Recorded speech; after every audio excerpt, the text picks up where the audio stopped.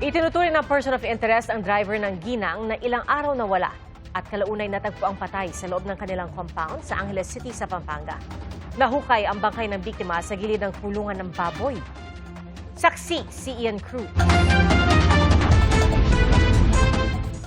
Sa kanilang compound mismo sa Angeles City, Pampanga, natagpuan ang bangkay ng 59 anyos na si Maria Teresa Tess Mamak, ang negosyante at byuda ng dating kapitan ng Barangay Balibago na ilang araw nang nawawala.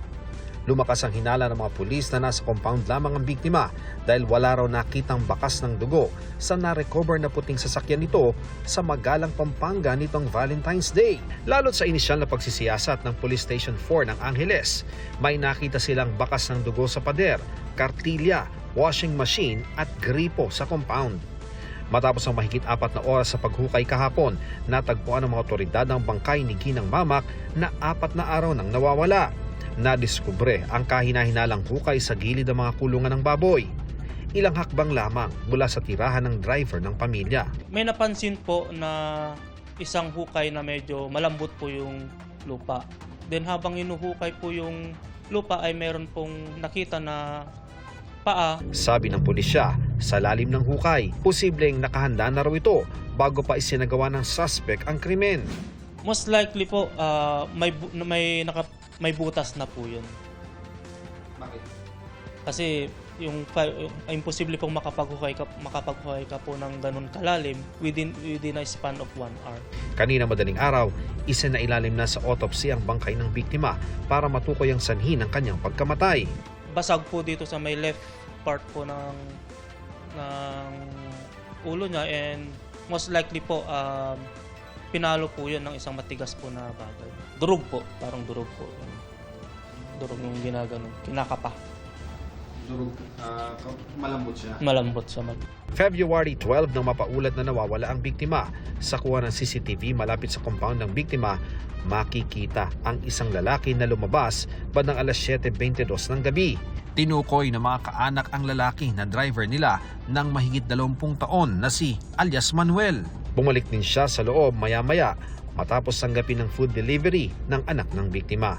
Matapos ang ilang minuto, dumating ang puting sasakyan ng biktima.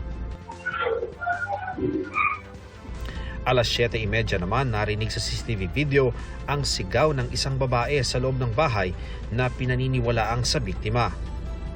Pagsapit ng alas 8:30 ng gabi, makikita ang puting sasakyan na palabas ng compound. Ayon sa saksi, hindi siya maaring magkamali kung sino ang may dala nang umalis sa sasakyan. Mas ko sabi, nakita ko niya si nagmamadali.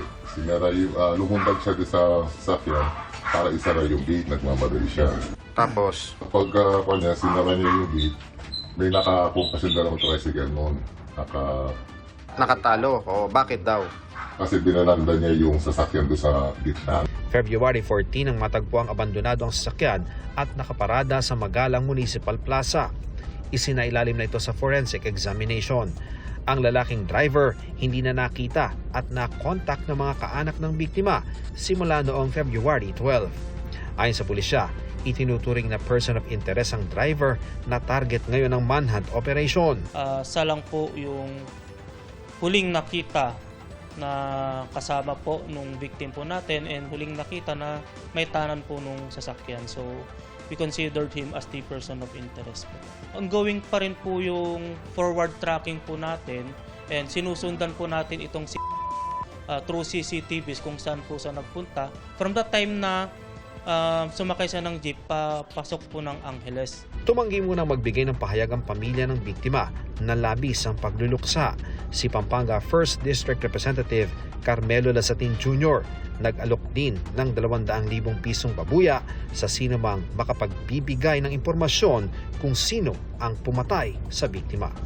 Para sa GMA Integrated News, ako si Ian Cruz, ang inyong saksi. Mga kapuso, maging una sa saksi.